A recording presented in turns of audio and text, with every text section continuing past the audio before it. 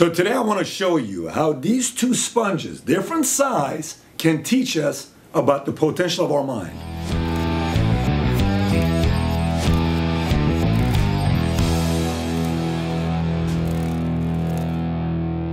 So why don't we first start off and see which of these two sponges weighs more. Obviously, from the looks of it, the yellow one by far is much bigger than the orange one we have on this side.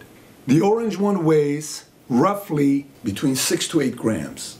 The yellow one weighs 32 grams. So we're talking about roughly 5 times as much as the other one. This weighs 5 times more than this. And what this has to do with us, with our mind, is this. There are a lot of people in the world that have a brain with a lot more capacity than others. But if we do nothing with it, it's still only going to weigh 32 grams. Now watch what happens if this water is representing information we feed our mind, books we read, things we keep self-educating, self-taught. If I dip this in the water and it absorbs the water, let's see what this sponge now weighs from 6 grams to now it weighs 76 grams. We're talking about roughly 12 times as much. This weighed 32 grams by itself. So this is, for example, meeting somebody that without really doing anything, they're already very bright, but they don't feed themselves.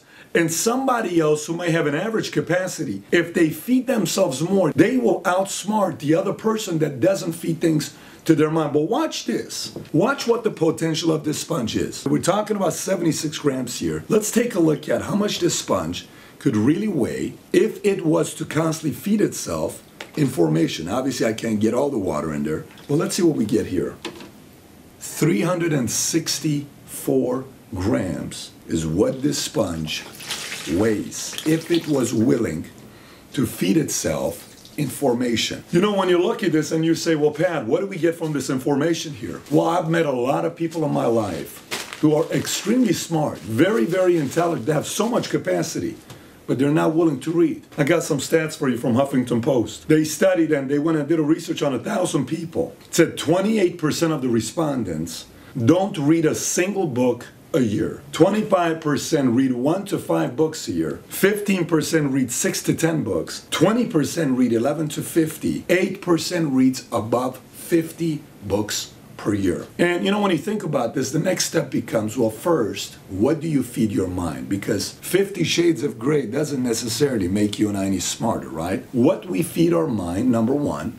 2, at what rate do you feed your mind? So one could read 4 books a year, one could read 10, one could read 20, one could read 50, 60. So the rate of the information we put to the sponge that we have. And the last one, which is the most important one, is implementation. Is what we get from these books we're reading here, what do we do to implement them in our lives? It's my message of the week to you.